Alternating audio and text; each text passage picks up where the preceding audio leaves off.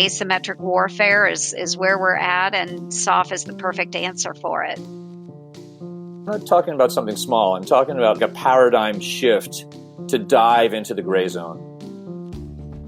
Welcome to episode 22 of the Irregular Warfare podcast. I am your host, Daphne McCurdy. Today, my co-host Kyle Atwell and I examine the role that civilian oversight can play in preparing special operation forces for the threats presented by great power competition. Our two guests argue that special operations forces will play an important role to address irregular warfare challenges in the era of great power competition. However, limited understanding of these threats among policymakers in Washington, D.C., budget constraints, and outdated authorities hinder SOF's ability to evolve. Our guests argue that civilian leadership and oversight can help overcome these challenges.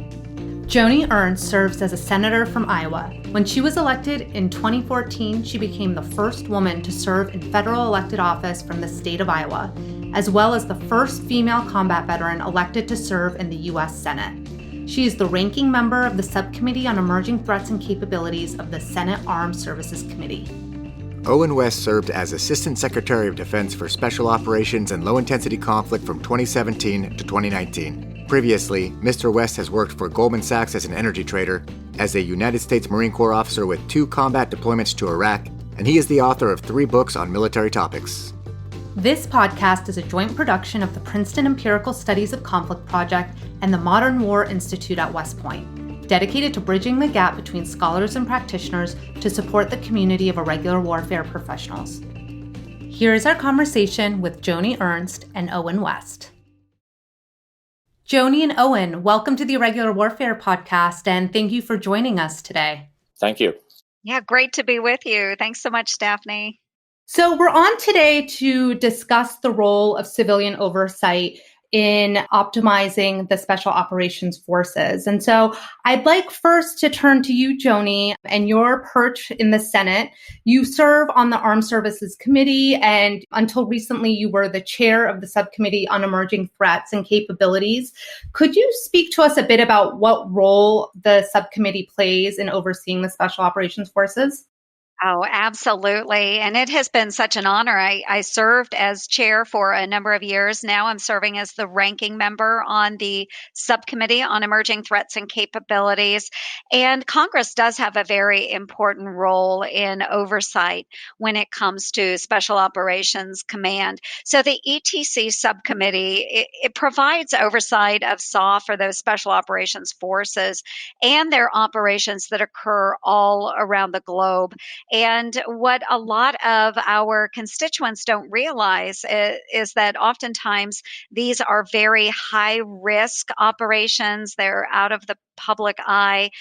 They do have strategic implications for U.S. policy, which is why we do have that oversight capacity. So not only are we making sure that it fits within our policy structure, but we're also making sure that SOF does have the necessary resources and authorities to perform those missions. And Owen, how does that oversight play out with the Department of Defense? So who is the civilian oversight, and what roles do they play, and how do they interact with Congress? Well, I was the Assistant Secretary of Defense for Special Operations, and then this strange phrase, low-intensity conflict, which I tried to drop unsuccessfully.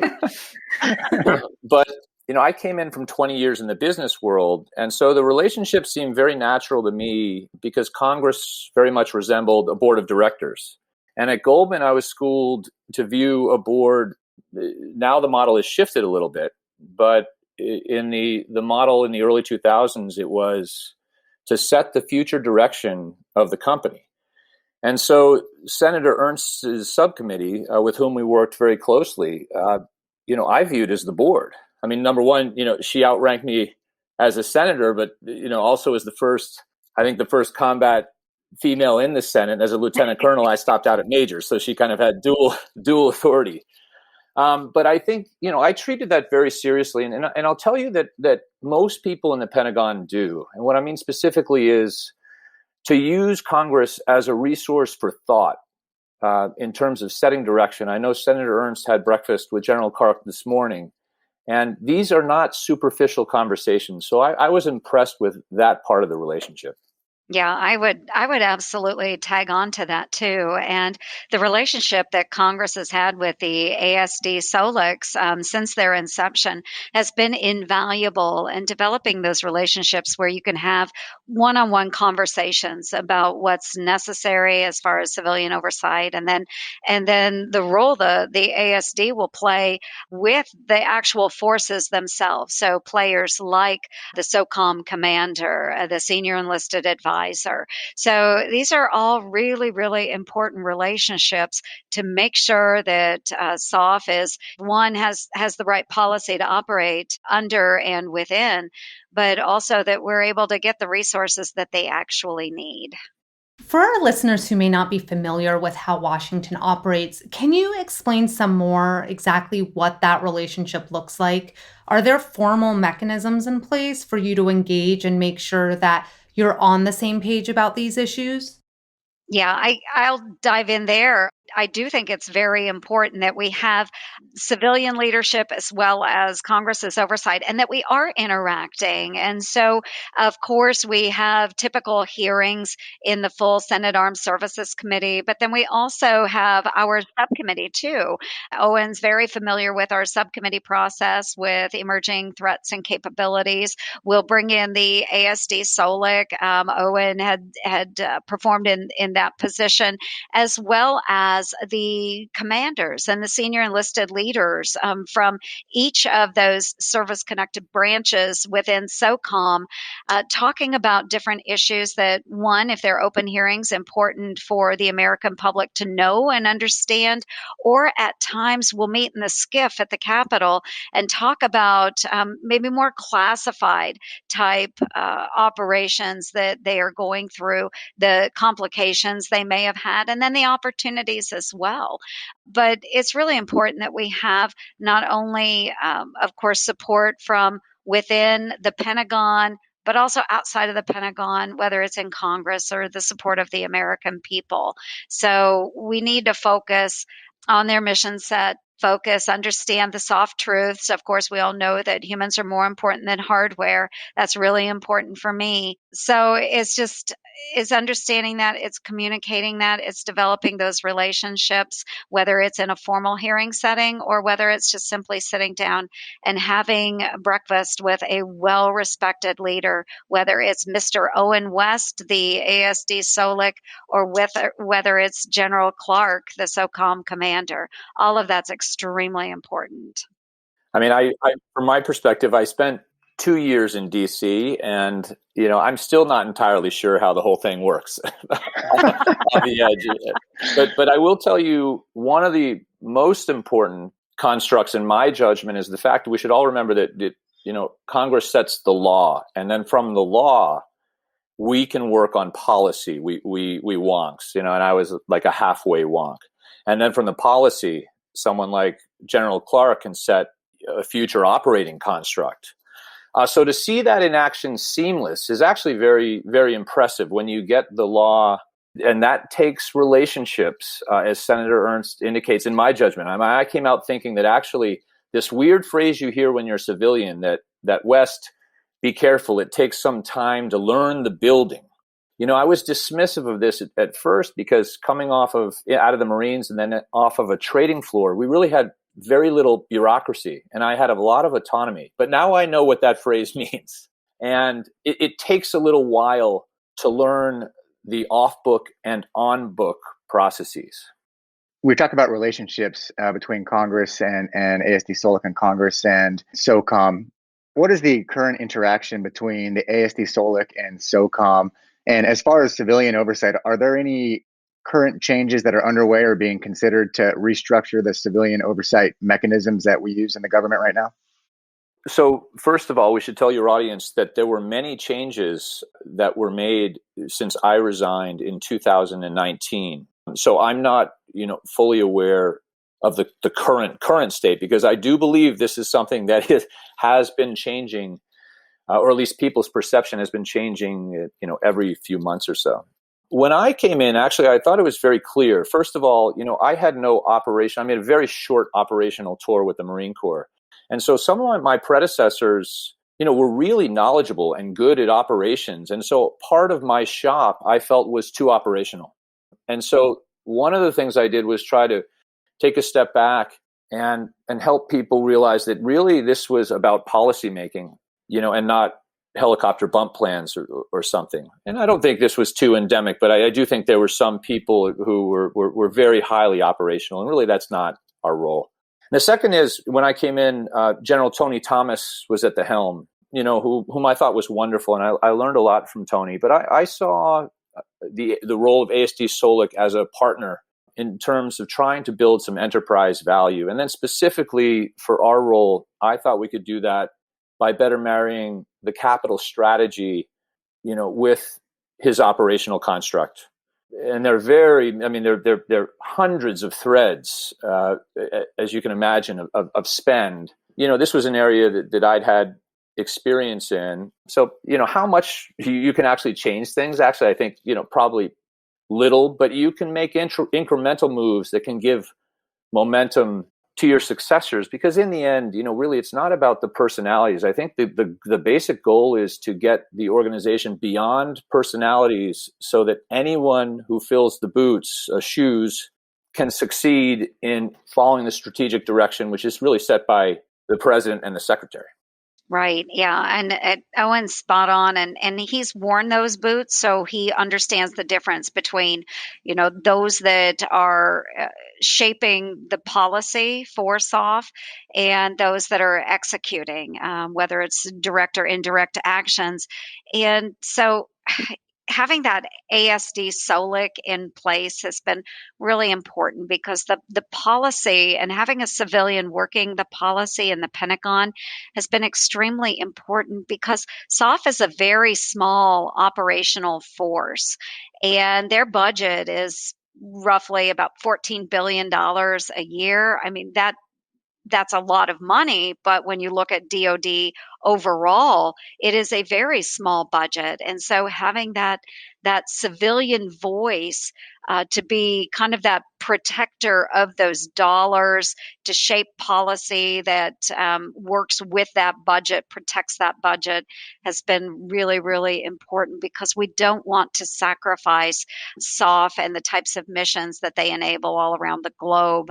Should there be deficits in our budget where they're looking for dollars, Congress is looking for dollars to save somewhere, we simply can't do it at the expense of SOF. And so ASD Solic has just provided an extremely important voice in that area. And we have tried to strengthen that position through the NDAA, the National Defense Authorization Act, over the course of a number of past years. And we'll continue to do that, because we really need to make sure that civilian voice at the Pentagon is heard, and heard quite loudly.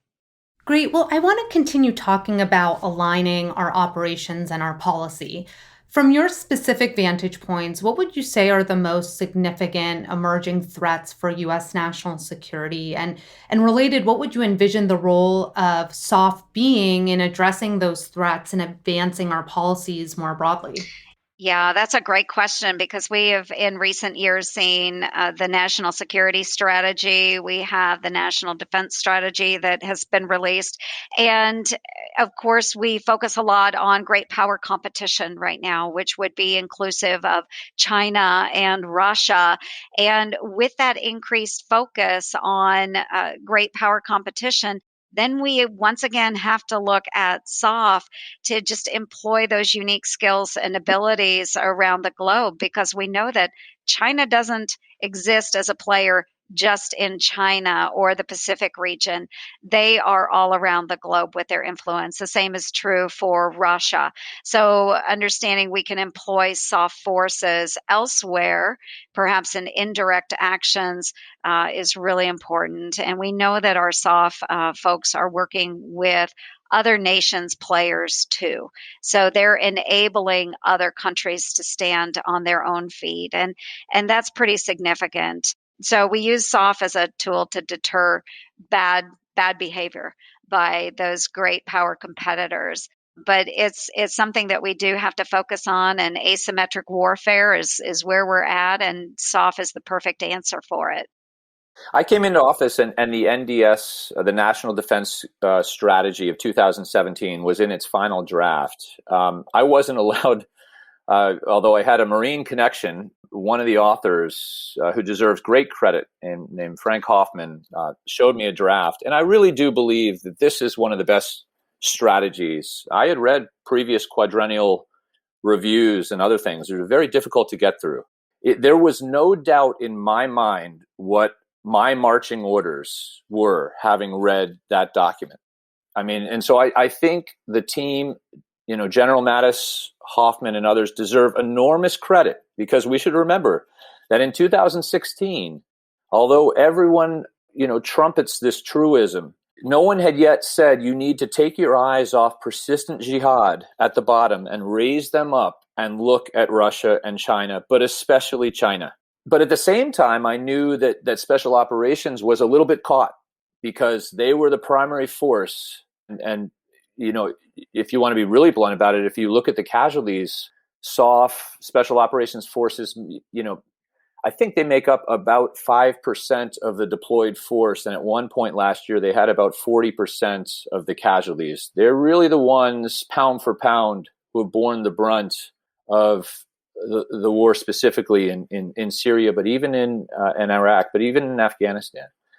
And so I thought, well, if they are going to pivot, how are they going to unhook from jihad? And then what Senator Ernst said, which is what I felt when you encounter folks like Kyle. I mean, the special forces, the way that, as it was phrased to me, they convert indigenous mass into combat power in 90 countries around the world. Well, we can't unhook them, because they're pushing this allied network against these big enemies. And so I think Tony Thomas had very few forces, in terms of just force numbers to really pivot. And so watching this over the course, and I don't know where we stand now, but watching this over the course of 2 years was interesting, because I also believe that what these special operations forces do really well is solve really hard problems. Now, you've heard this before, but stepping back, this was almost meta, because Tony and now Rich have a really hard problem to solve in order to get more troops solving hard problems. So, we'll all be watching this. I know there's new interim guidance out, but I'm very curious as to what the outlay of the soft force will be in 2 years. In this pivot to great power competition, the national security strategy that we're discussing, does this require new soft capabilities relative to the 9/11 era from your perspective? And Joni, is this discussed as a priority in Congress in the context of great power competition? Well, we do see these evolving threats, and we did just talk about the great power competition and things that we see. I mentioned asymmetric warfare, but we also see an evolving type of asymmetric warfare with things like cyber attacks, like SolarWinds. We just saw that. And so, what is the soft role in those types of activities? And we are still trying to determine where they fit into that specific type of warfare. So it's very different. All of our SOF are used to working in gray zone areas. We understand that as kind of that area, just shy of all out war. But as we see things developing, like cyber attacks on our grid, we need to figure out, do we employ soft forces in those matters as well? So SOCOM is continuously evolving, and they always have to maintain a counterterrorism operation as well, while preparing for different types of challenges in the future. So this is an interesting time for us right now. And as Owen had said, it'll be interesting to see where SOF falls in another 2 years with these types of threats that are out there. So, as we look at the IO campaigns, information operations, and that type of warfare, it is an area that we really used to excel in, and we are falling farther and farther behind. And so we've suffered from underfunding in administration shifts and priorities changing. SOCOM is the lead for IO, and of course, they're always looking at new technologies to combat this and deliver and analyze different products.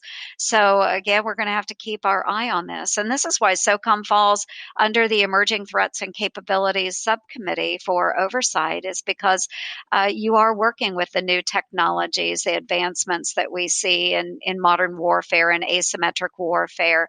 And so it fits nicely together, but it is something that will continually evolve as we move through a new era of asymmetric warfare. In 2018, Senator Ernst, you may remember you hosted me 5 times, first of all. So thank you, because you do need some friends in Congress, but also you need to be able to have meaningful discussions and quickly, because everyone's time is so short, right? With all the domestic issues and all the big budget issues, for SOF. So it's great to be able to walk into an office where someone can tell you, what the problem or one issue is that we need to look at. And so one of those issues we talked about was, I knew in business, it's very difficult once you drift out of your core competencies to start a new business. Even folks who develop a new product but use the same distribution network are only successful 30% of the time. And that hit rate is about the same if you use a new distribution network or try to move overseas to a new country with a similar product. And so I was concerned about moving away from core competencies. And I think it was clear to me, by the way, what the competitive advantage was. And the competitive advantage was the culture. And others have pointed to that. I think what people haven't pointed to is the comparative advantage. If we level set armies around the world in special operations forces, and that is our NCO Corps and our senior NCO Corps, no one can match the NCO Corps of the United States, especially now. I mean, my gosh, these folks are so impressive. I mean, Pat McCauley, who was the command sergeant major when I was there, and now Greg Smith, who is the senior enlisted man, partnered with General Clark. They are more than partners. I mean, I certainly deferred to Pat, many times. But the other core competency that you mentioned, Senator, was the fact that, if we looked around the armed forces, the Army's psychological warfare wing was really the repository of our original talent and experience in this area of information operations.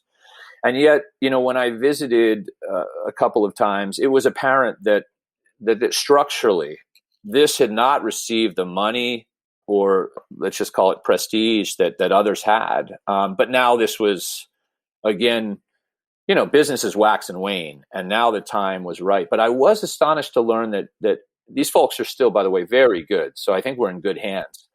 But I don't know if your audience knows the limitations on them were pretty astonishing. I mean, these folks cannot even fib. And I know from trading against the Chinese specifically, but also the Russians a little bit in the global natural gas game, I felt very much like the opponent was playing by different rules. And so I do think this is where we get back to Congress. I think ultimately, if we're going to be successful in IO, this, like cyber defense / offense, which is really just a gradient, of course, the laws in the latter, of course, we're operating. The civilian community operates with a law that was written in 1986 in terms of the fact you can't extend past your network. We're really going to need some new authorities, and they're overdue. And it's interesting because this, unfortunately, goes in the backdrop of all this surveillance strike that we've been doing so well over a decade, but given the authorities we have, has caused consternation in Congress. And so if you see what I'm saying, on the one hand, we need aggressive permissioning in IO and cyber. On the other hand, it's fair for a senator to say, my gosh, I mean, West, look at this authorization of force you're trying to employ. I mean, it's so gray, you can't even explain it to me in 2 sentences. So that's another hard problem for the new ASD and for Congress. I'm just going to throw this out there too. Oh, and you're spot on with that. And looking at new authorities, and if everybody can imagine, all of the listeners out there, just imagine it's pretty tough for senators to recognize and understand kinetic actions, actual warfare, conventional warfare. It becomes very uncomfortable as well when you're getting into an area such as IO or cyber, where it is such a gray area. And what constitutes an actual level where you are now engaging in warfare? All out warfare, not just cyber actions, but how do you retaliate and at what point does it become kinetic? So we've got a lot of issues that we have to tackle. You are spot on. Yeah, Joni, that's actually a question I wanted to ask was in your busy day managing domestic and foreign issues, and then with the focus on great power competition, how do you and other senators and members of Congress you've observed, how much time can they spend to process a complex issue like an irregular warfare conflict? Is it feasible to kind of get into the nuance of the detail, or is it just too much to ask for a principal to actually be able to do? Well, it is a lot of work. And with so many things on our plate, I serve on 4 different committees, a number of subcommittees, and we're working on various types of bills all the time. That's typical of a senator or a member of the House. So when Owen mentioned getting a topic down to 2 sentences, that's about what you have to get people an understanding of what's going on in the SOF world. And unfortunately, that is not a lot of time, which is why we try to engage them through the Emerging Threats and Capabilities subcommittee, where they can actually come in and listen to folks like General Beaudet or General Clark, Admiral Szymanski, bring them in, sit them down, have that conversation, ask those questions. So if they can carve out, half an hour of time to better understand what SOF is doing, it makes it much easier in granting those authorities to making sure that the appropriations are right sized for our SOF forces. But it is very difficult. I'm just going to be honest about it. It is very difficult. And especially if you're not familiar truly with this world and how our operators are engaging out there, it's really difficult to understand why you need to give authorities or why you need to make sure that the budget is appropriate for them. So you've both mentioned a few of the obstacles that need to be overcome to tackle this new generation of threats. The budget, authorities, sounds even like maybe definitions, just determining what is the threat and when does it go beyond the threshold and turn into kinetic warfare. What are some of the other challenges that you see, and what is the role that you think your respective institutions or former institutions could play in helping us overcome some of these challenges? Well, I'll start then. We should remember, Senator Ernst mentioned that SOCOM has a budget of approximately $14 billion, or as Tony Thomas liked to say, the cost of one aircraft carrier and like half the maintenance or something. Right. And I do think you get real leverage as a nation from this force, right? For 14. I thought there was a case where we could double the budget, first of all. But that's not the way things are done. But I really do think there's an absolute case. But we could talk about that separately. If you look at the growth of this budget, though, from like 5 billion to 14 billion. And then if you look at the numbers, I think, I don't have all my notes in front of me, but I believe in about 2000 or 2001, so kind of the pre 9/11 budgets, I believe we've quintupled the budget. And I believe we've maybe doubled or tripled the force. Okay. So in many respects, SOCOM resembles a startup. It resembles a successful startup in massive growth phase. And so the way I viewed it was that SOCOM needed a business partner in the building. And that was made clear by legislation called 922, which more empowered ASD Solic. They were born basically simultaneously. And I think actually the relationship worked very, very well for many years. But we should remember how small SOCOM was before the wars. Now it's a really big enterprise. And so, I thought that ASD Solic could directly contribute to institutionalizing the SOF role in the joint force. And you could do that through like direct integration because you're the representative and the advocate in the building. The law is written in such a way that there's still some confusion about the reporting chain. And the only other thing I'll say on this topic is that I do not believe that the Pentagon can tolerate a split chain of command. I worked under one at Goldman for many years. It was, workable enough. I don't think it can tolerate a split chain of command. I think those are valid concerns, and we are trying to tackle that topic as well and make sure that the legislation that has been passed for ASD SOLIC, understanding, is SOF a separate service branch or not, that is clear. So you're right in that we can't split that out. I think that's pretty darn tough. It's hard enough for just a regular person on the Hill to understand the role of SOF, and not to mention a lot of the intricacies that come with the chain of command at DoD. So it's going to be tough there. One of the other challenges that I think we are facing right now is budgetary. And we've talked a little bit about this, but as we see now, we have a new branch of service known as Space Force. And God bless our guardians, they're going to have to get some money from somewhere. And as we are faced with a constrained environment, budgetary environment, I am just very afraid that other members of Congress will want to go in and ferret out some extra dollars from somewhere to put into our Space Force, and it can't come from SOF. It can't come from there. They already have a tight budget. They are spread thin. They're deploying just consistently around the globe. And while they can do a lot with very little, we need to understand that having a stagnant budget is not acceptable in today's day and age, especially as we're bringing on Space Force. We can't be robbing Peter to pay Paul. And I do think that will be a challenge in the upcoming year and perhaps in the upcoming NDAA as well.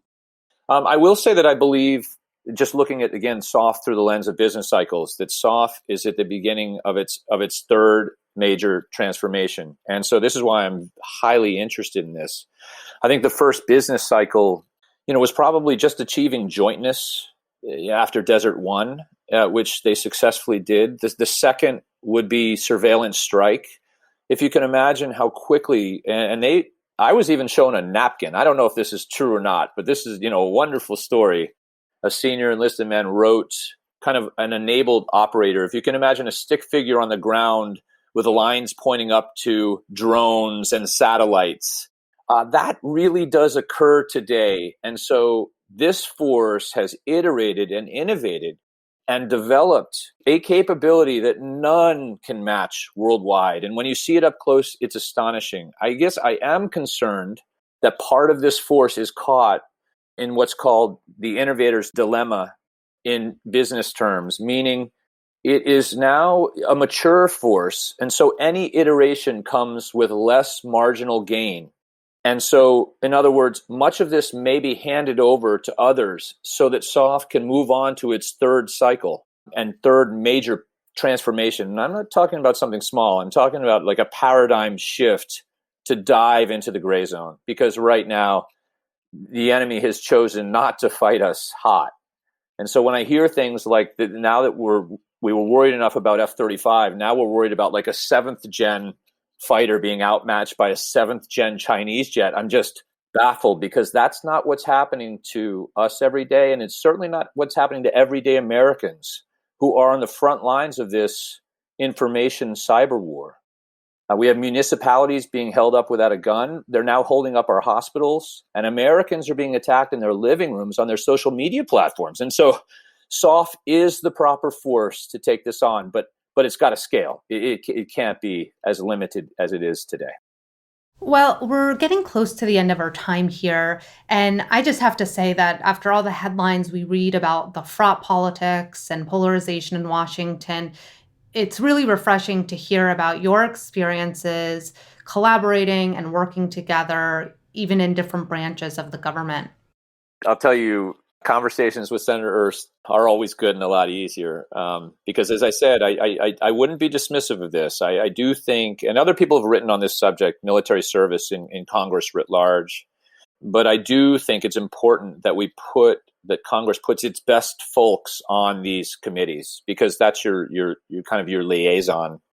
Well, and I appreciate it as well, and having the opportunity just to visit about something that is very near and dear to me and a community that I've long been tied to and truly appreciate. And Owen, I want to give kudos to you too, because I know that you believe in this as well, but leadership by walking around. And I do think it's important to keep those relationships open, conversations open. Sitting down, just for example, with General Clark this morning and just having that one-on-one discussion is very helpful, where we don't have to have the judgment, coming from outside. We can just have an open conversation about, what Congress expects, what they don't expect, and just be honest about it. I also enjoy getting to know, the forces that are engaging and getting out there and meeting the men and women that are behind these operations and just truly appreciate their service and commitment to our great United States. And you've worn those boots, Owen. I've worn those boots. And I think we just need to make sure that we continue putting the right people in the right places, whether it's a command team out there serving in one of our service branches in SOCOM, whether it's at JSOC, whatever it might happen to be, and in the ASD SOLIC position as well. Well, thank you both for joining us today and sharing your insights on this important issue. Thank you so much. Thank you. Thank you for listening to episode 22 of the Irregular Warfare podcast.